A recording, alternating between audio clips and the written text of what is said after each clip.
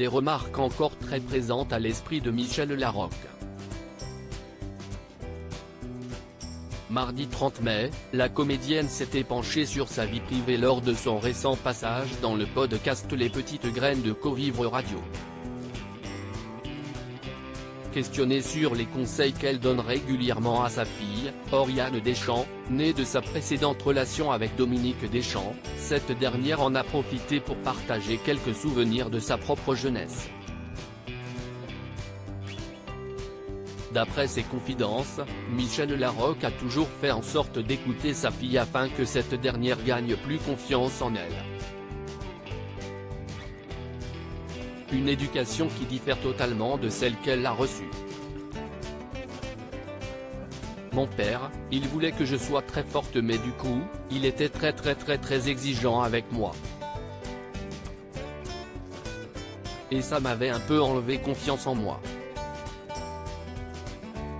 Parce que j'avais l'impression d'être jamais à la hauteur, s'est-elle souvenue.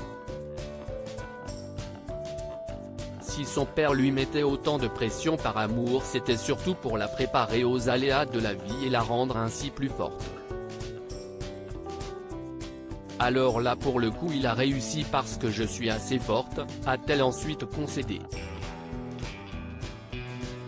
Mais c'était maladroit parce qu'il me comparait tout le temps avec d'autres enfants, en disant que les autres étaient mieux. Je pense que quand un enfant se sent écouté, il peut gagner de la confiance en lui. Supérieur à Cannes 2023, Michel Larocque, Scarlett Johansson, Charlotte Lebon. Une avalanche de stars élégantes sur la croisette Michel Larocque, cet incident qui a failli lui coûter la vie. Toujours au micro de Covivre Radio, Michel Larocque s'est également épanché sur le terrible accident de voiture qu'elle a vécu lorsqu'elle était encore étudiante. Quand j'ai eu 19 ans, j'ai eu un accident de voiture très grave. J'ai eu des plaques pour réparer les os qui étaient cassés. Je suis resté très longtemps à l'hôpital et en clinique. Je suis resté 2 ans parce que je ne pouvais pas marcher, a-t-elle ainsi raconté. Après plusieurs années de convalescence, Michel Larocque a ainsi décidé de reprendre ses études. Ensuite quand j'ai remarché 3 ans plus tard, je suis retourné à la fac, et j'ai pris des cours.